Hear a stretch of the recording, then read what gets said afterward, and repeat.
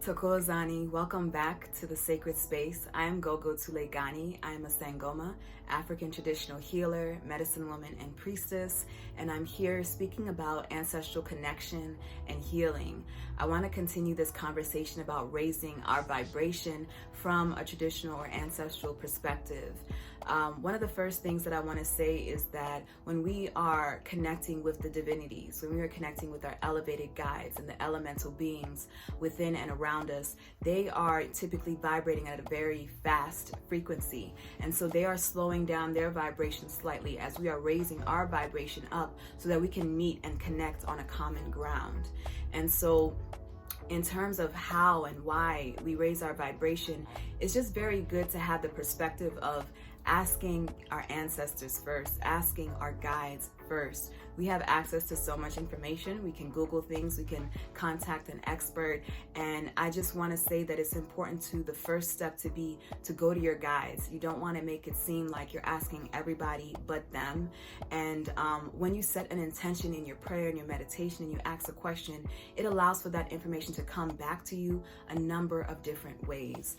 And so how we work with tools, what spiritual practices we do, we want to allow ourselves to be guided and to be shown how and who and when is supposed to assist us on our journey.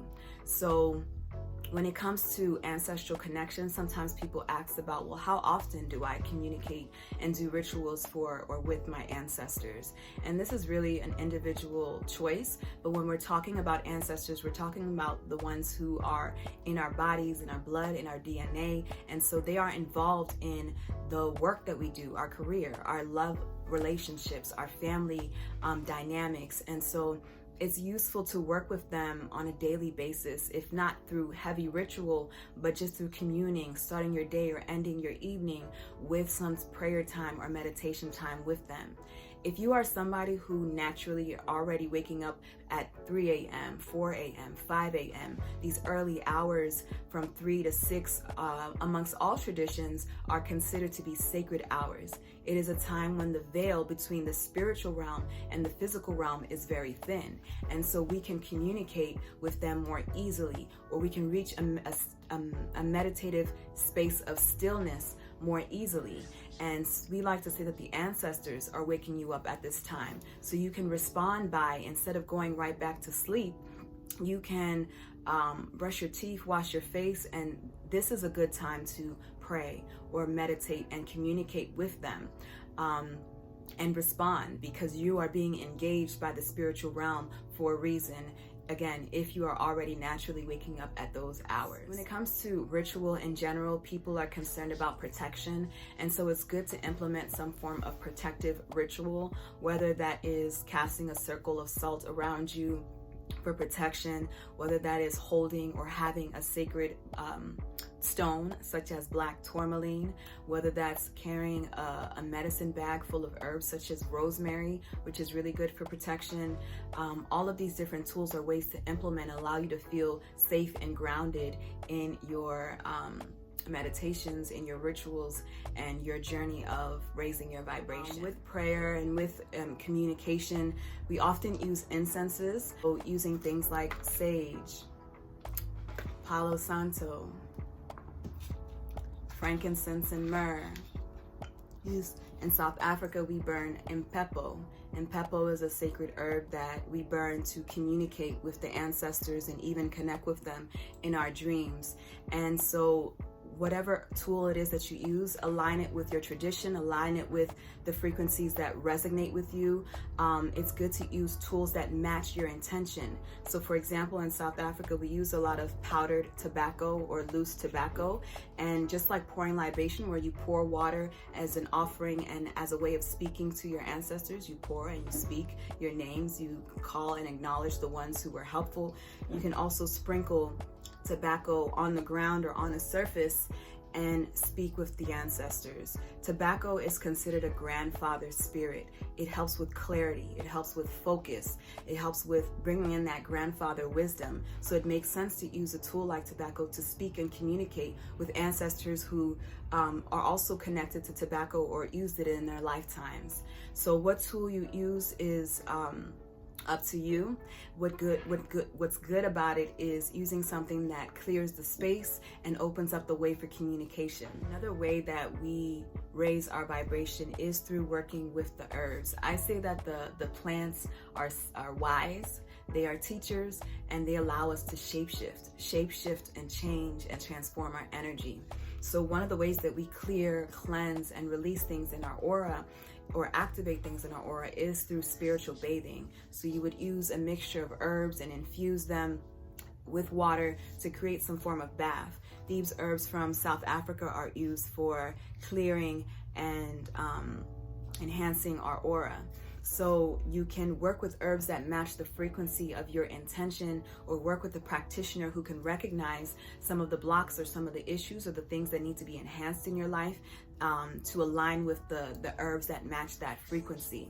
We work with herbs a number of different ways, from teas to tinctures to enemas, and even steaming. So sweat lodges, we know that steaming is something that deeply purifies and releases toxins from the body. And so when we work with certain herbs to steam with, that also communicates information and allows for releasing to happen and our vibration to be more clear. Another way that we work in herbs in my tradition is through something called palaza. And palaza is a way of consuming herbs in a way that produces vomiting or purging. And so the medicines move through the root chakra, up through the heart, up through the throat, up through the crown, and clear our vibration. So this is something that is usually done with a practitioner who knows the herbs and who can also maybe monitor what is happening with you and guide you on the way.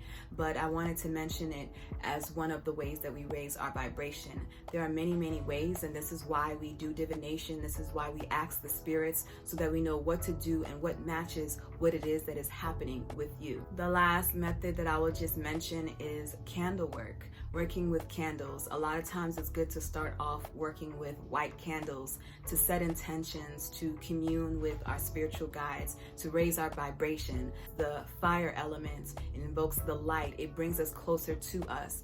And working with candles, you begin to start to notice things. You begin to, when you hold a candle and you say your prayer or your intention, and you notice that it's hard to light the candle, it may signify that your intention is coming with some difficulty.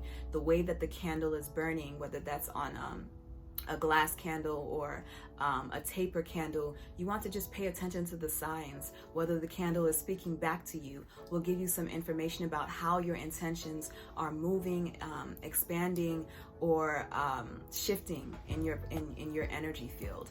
And so beginning to work with candles is a way to understand energy and to also make offerings to your ancestors to help elevate and shift the energy that is happening. All of these rituals and raising our vibration in general is a journey. It's something that we continue to walk in. To me, magic isn't just about quick fixes. It's about working with energy, understanding how it's moving and responding to it. It's a conversation. And so I'm not one to make quick promises. This is you have to be patient when we're talking about healing things that have been going on before your lifetime, okay?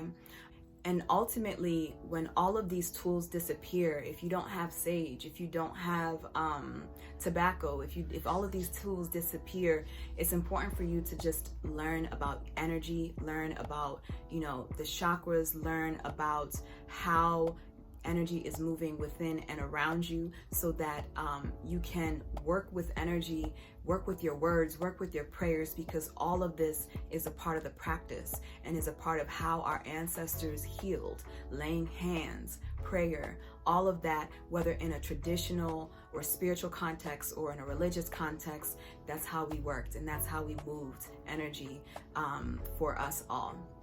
So that's the heart of what I wanted to share today. I hope that you enjoyed this video, and I look forward to connecting with you soon. Thokozani.